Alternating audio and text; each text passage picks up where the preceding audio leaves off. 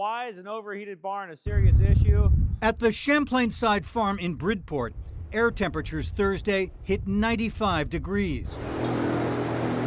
They've been keeping their cows inside the barn all week, as cool as possible, using powerful fans, even sprinkler systems, to ease the real impact of heat stress.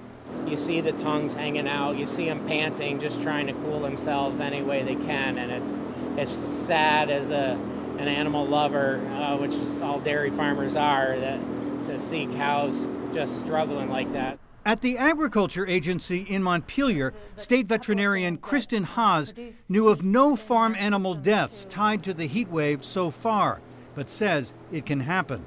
They get stressed the same way we do, except they are at an even greater disadvantage because they don't sweat as well as we do.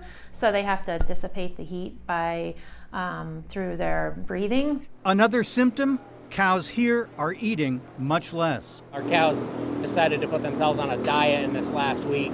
The effect is showing up here in the milking parlor. These cows that normally produce about 90 pounds of milk each day, in this heat are down to 78.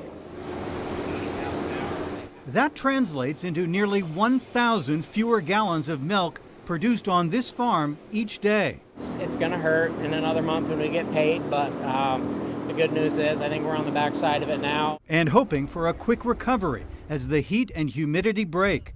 While it's been great for growing corn, they'll need this winter.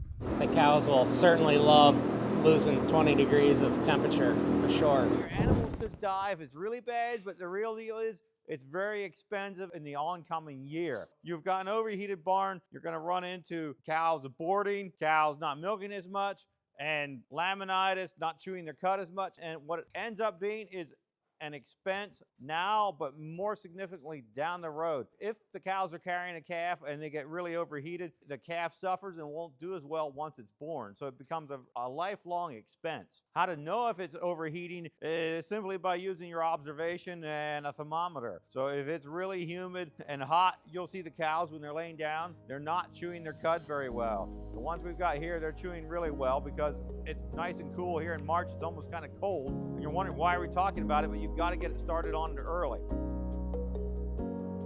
So now that you know that you have problems, how to fix it is getting rid of the heat and the humidity. And you do that by putting in more fans. You can put fans on the end of the barn like we have here, or you can put big ceiling fans blowing down, or you can put like panel fans blowing along. Getting air moving, putting curtains on the sides to open up so it cools off. Those are the biggest things you can do. Once you've got a lot of air moving, you can put soakers in above the feed rail. That'll blow water down on the cows every 15 minutes. The heat will evaporate off the cow by all the water evaporating off. So to sum it up, the things you can do is put fans in for more airflow, put water in if you can. You need somewhere for the slop to go, and make sure you got plenty of water access. So if you do those, you're not going to have aborted calves, and you're not going to have your cows sticking their tongues out. I've made over 30,000 control systems in the last 10 years, and it's a lot of fun getting these barns up and running, everything automatic, and it takes a lot of stress off the owners.